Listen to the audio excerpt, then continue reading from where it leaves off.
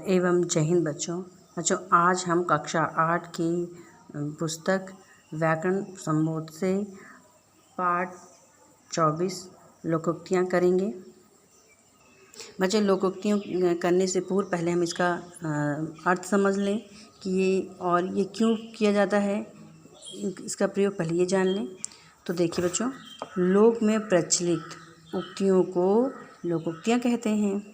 यह एक ऐसा वाक्य होता है जिसे अपने कथन की पुष्टि के लिए प्रमाण स्वरूप प्रस्तुत किया जाता है। ठीक है बच्चों। और लोकोक्तियों को कहावत भी कहा जाता है। कहावत वह अनुभवयुक्त वाक्य है जो संक्षिप्त होता है, सारगार्भित एवं हृदयस्पर्शी होने के साथ साथ लोकप्रिय हो तथा जिसमें किसी अप्रस्तुत कथन का सहारा लेकर प्रस्तुत अर्थ को प्रकट करने की क्षमता हो। देखिए, जैसे है पहला, अंधा क्या चाहे दो आँखें, तो इसका अर्थ होता है इच्छित वस्तु की प्राप्ति अविष्ट होती है। मतलब कहने का है कि जैसे इसमें वाक्य दिया है, मुझे गणित नहीं आती थी, कई दिनों से अध्यापक की तलाश में कर रहा था, अचानक गणित के एक अध्यापक मेरे पड़ोस में रहने आ गए। ठीक है, तो इसमें ये कहावत या लोकोक्ति शुद्ध बैठेंगे कि अंधा क्या चाहे दो आँखें। अंधे के हाथ बटेर लगना, मतलब सहयोग से सफलता प्राप्त कर लेना। बिना पढ़े तुम्हारे जैसे का परीक्षा में प्रथम आ जाना अंधे के हाथ बटेर लगने जैसा है। आगे देखिए, अकेला चना भार नहीं फोड़ सकता, मतलब क्या है, अकेला व्यक्ति कोई काम नहीं कर सकता है। जैसे इतने गुंडों से मैं अकेला कब तक टकरा लेता, किसी ने साथ नहीं दिया तो अकेला चना भार नहीं फोड़ सकता। ठीक है। अध जल गगरी छलकत जाए, मतलब ओझा आदमी बढ़ चढ़ कर बोलता है। तुम थोड़ी सी संस्कृत पढ़कर स्वयं को विद्वान समझने लगे हो, सच है अधगगरी छलकत जाए। अब पछताए हो क्या जब चिड़िया चुग गई खेत, तो अवसर बीत जाने पर पछतावा करना व्यर्थ है। जब समय था तो पढ़ाई नहीं की, अब फेल हो जाने पर रो रहे हो। अब पछताए हो क्या जब चिड़िया चुग गई खेत। ठीक बच्चों, सही है ना। अब देखिए बच्चों, अपनी अपनी डपली अपना अपना राग, मतलब सबके विचार कार्यशैली और गुट अलग अलग होना। ठीक है। आंधी पीसे कुत्ता खाए, किसी के काम करने का फल दूसरे को मिलना।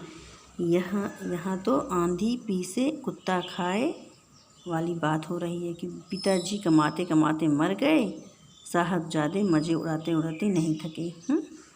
आसमान से गिरा खजूर में अटका, एक मुसीबत से निकलकर दूसरी में फंसना। जल्दी पहुंचने के लिए रास्ता बदला पर इतनी लाल बत्ती मिली कि देर हो गई। यह तो वही बात हुई कि आसमान से गिरा खजूर में अटके, इस हाथ दे उस हाथ लेने का देना। अच्छा आगे देखिए, ईश्वर की माया, कहीं धूप कहीं छाया, भाग की विचित्रता। इसका अर्थ क्या है, समझ गए। एक तो करेला दूसरा नीम चढ़ा, इसका देखिए, एक दोष होने के साथ दूसरा दोष भी होना। देखो, जैसे रवि झूठ तो पहले से ही बोलता था, अब लोगों से लड़ने भी लगा है। तो यह कहावत यहाँ सही बैठेगी ना, कि एक तो करेला दूसरा नीम चढ़ा। एक मछली सारे तालाब को गंदा कर देती है, तो एक खराब आदमी सबको बिगाड़ देता है। सारी कक्षा में कृष्ण ही लड़ाई करता था, अब उसकी नकल करके 10 विद्यार्थी और लड़ाई करने लगे। सच है एक मछली सारे तालाब को गंदा कर देती है। एक मान में दो तलवारें नहीं रह सकती, मतलब समान अधिकार वाले दो व्यक्ति एक साथ नहीं रह सकते हैं। क्यों बच्चों, इसका क्या है, दो महत्वाकांक्षी नेता एक पार्टी में नहीं रह सकते। तुमने सुना नहीं कि एक म्यान में दो तलवारें नहीं रह सकती। उखली में सिर दिया तो मुसलों से क्या डरना, मतलब है काम आरंभ कर लेने के बाद मुसीबतों से क्या घबराना। ठीक है। जब राजनीति में आए तो आलोचनाएं तो सुननी पड़ेगी। उखली में सिर दिया तो मूसलों से क्या डरना। अब यहाँ देखिए, कहीं की ईंट कहीं का रोड़ा, भानुमति ने कुनाबा जोड़ा। तो असंगत वस्तु का मेल बिठाना। इस संयुक्त मोर्चे का क्या भरोसा, कब गिर जाए, क्योंकि यह कहीं की ईंट कहीं का रोड़ा, भानुमति का कूड़ा जोड़ा जैसा है। अब देखो 16 गंगा गए गंगादास और यमुना गए जमुनादास। इसका है परिस्थिति के अनुसार बदल जाना। बच्चों इसका वाक्य आप प्रयोग करो, अपने से बनाइए। चोर की दाढ़ी में तिनका, इसका मतलब दोषी स्वयं डरता है। चमड़ी जाए पर दमड़ी न जाए, मतलब बहुत कंजूस होना।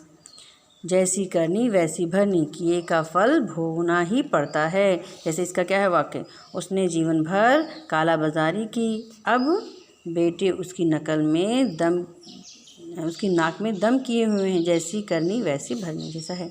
डूबते को तिनका का सहारा, मुसीबत में थोड़ी सहायता भी बहुत होती है। तुम्हारे द्वारा दिए गए 5,000 रुपये मेरे लिए डूबते को तिनका का सहारा था। 9 मन तेल होगा, ना राधा नाचेगी। काम ना करने का बहाना ढूंढना। बोया पेड़ बबूल का तो आम कहाँ से होए, बुरे कर्मों का से अच्छा फल नहीं मिलता। साँच को आँच नहीं, सच्चे को डर नहीं। ठीक है। हींग लगे ना फिटरी, रंग भी चोखा हो, मतलब बिना खर्च किए अच्छा परिणाम आना। हीरे की कद्र जोरी जाने, मतलब क्या है बच्चों, गुणवान व्यक्ति ही गुणी को पहचानता है।